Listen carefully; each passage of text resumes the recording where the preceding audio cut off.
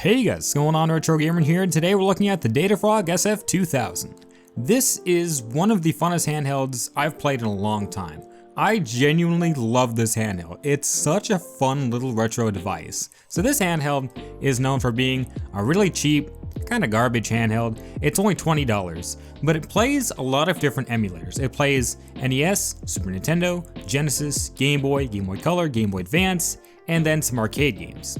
And I'm just really impressed with this thing. Like, I was expecting it to be much worse than what it actually is. Because I'm gonna tell you right now, this thing's actually good. Like, it is one of the funnest handhelds I have played in such a long time. And it's only $20. Like, if you've seen it on the channel before, I've played those really bad NES clone handhelds. Oh, those are so terrible. This is like a super premium version of those things. Like, it's what those things should be. Like, this is such a fun handheld. So as I said, this is just a $20 handheld I bought on Amazon with taxes and shipping and everything, came out to $25.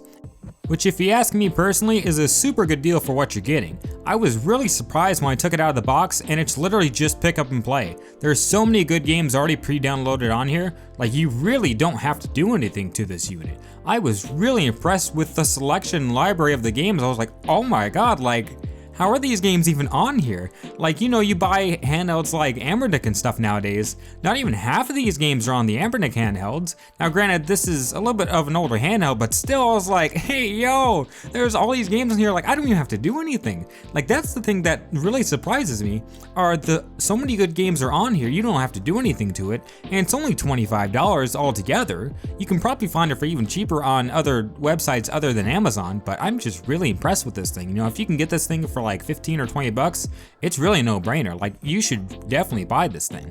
Now, some people will say that the Super Nintendo games don't work at all because you open it up and they're like super slow motion. The trick to this is open the game and then exit the game, open it again, and for some reason it works fine.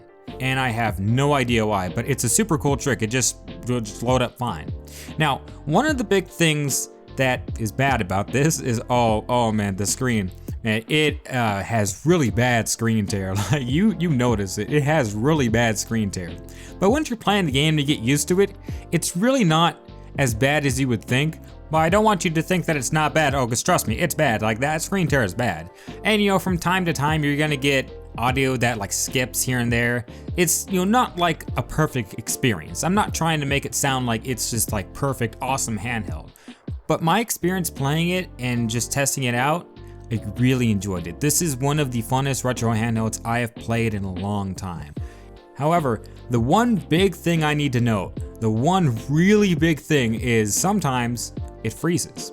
It straight up just freezes. Sometimes you're playing a game and it'll just freeze on you and you just have to turn the console off. Unfortunately, I recorded for like probably close to an hour, and it didn't crash on me once, but when I was playing it on my own, just in my bed and stuff, it crashed on me like 3 different times. So there's no telling when it's gonna crash, but I can guarantee you, if you play this, it's gonna crash on you. You don't know when, but it'll crash on you. So that's kind of a big deal, especially if you're playing like, you know, an RPG or something, you're really into a game, and it just stops. That's probably one of the worst things that could happen when playing any type of game. So that is a downside. You're gonna have to keep that in mind if you're thinking about actually buying this thing. It will freeze on you. The only other really bad thing I can say about this handheld are the L and R triggers are really stiff and clicky, and pressing down on the D-pad isn't always down.